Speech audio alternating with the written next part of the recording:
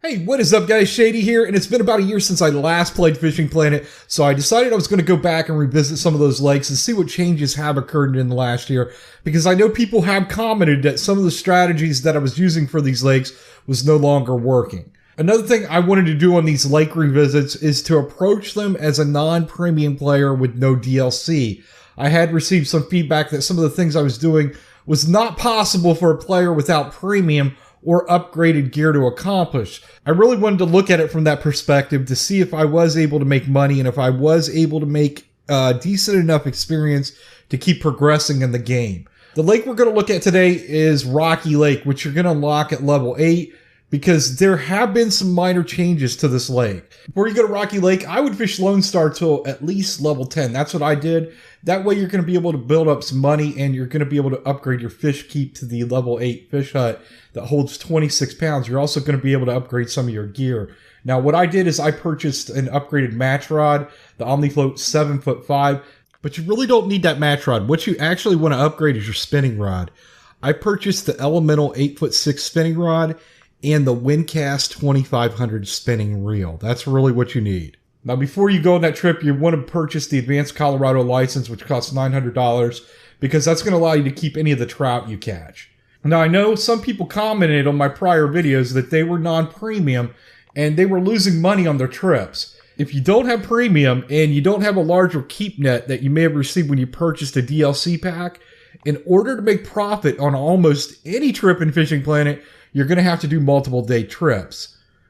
You only pay once for the transfer cost, so the more days that you add to that trip, that's going to give you more opportunity to make cash.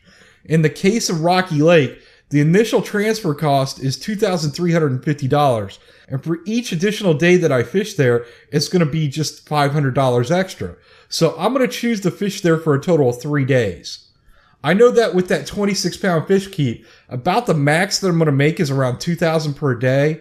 So if I do a one-day trip, I would end up losing around $850. But by buying that 3-day trip, I can actually make around a $2,000 profit. The appearance of the lake has not changed much, if any at all, in the last year. The major difference is how you fish this lake now. I'm going to move to that bottom spot on the lake, and from here we're going to go after the rainbow and the cutthroat trout, which are the most profitable fish here. Now a year ago, the way I was fishing this, I was using a match rod, and I was casting out about 100 feet on the left and using small minnows and a 2/0 hook. And with that setup, the trout would go after those minnows like crazy. I mean, I was pulling in trout one after the other.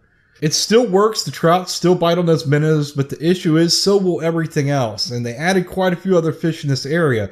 So if you try fishing this way, in addition to those cutthroat and those rainbow trout, you're also going to get bass, you're going to get bluegill, and you're going to get crappie. And those aren't the fish that we want to be filling the fish keep with. It also appears that they changed the bite rate on this. So you're going to find yourself sitting for long periods of time between bites. So this just isn't a great way to fish here anymore. It still works, but just not as well. The other way I used to fish this is with a casting spoon. I'd cast out as far as I could to the left with a red medium spoon, 1/2 ounce with a 3/0 hook. And I'd pull those trout in one after the other using straight and slow. The issue with this is now is that spoon's not available until level 22.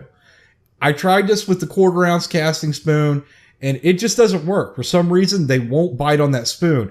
In fact, I tried almost every spoon I had available to me at this level, and they really wouldn't go after anything. You know, I did get a couple bites here and there, but nothing to write home about. Now, another change I have noticed since I last played, though, is that jigs work a lot better now than they used to. Before, you could barely get anything to bite on a jig.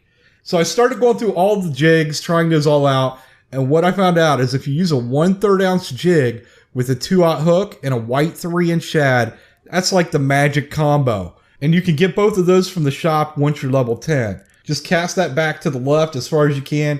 Use a little stop and go action with straight and slow, and you'll start pulling in trout over and over again, including trophies and uniques. Using this method in at least 3-day trips to Rocky Lake, a non-premium player can profit on this trip every time. I would continue fishing this way until you get to level 15, and that's because when you hit 15, you're going to have access to the larger fish cabin, and you need that before you move on to North Carolina. I wouldn't make the trip to North Carolina until you get that larger fish keep, because the fish in North Carolina are larger and you're going to end up running into problems making profit due to their size. So again, guys, 1/3 ounce jig, 2/0 hook with a white 3-inch shad. Magic. Thank you guys so much for watching. I hope you found this video useful. If you did, hit that thumbs up button. And until next time, I will talk to you later. Have a good one.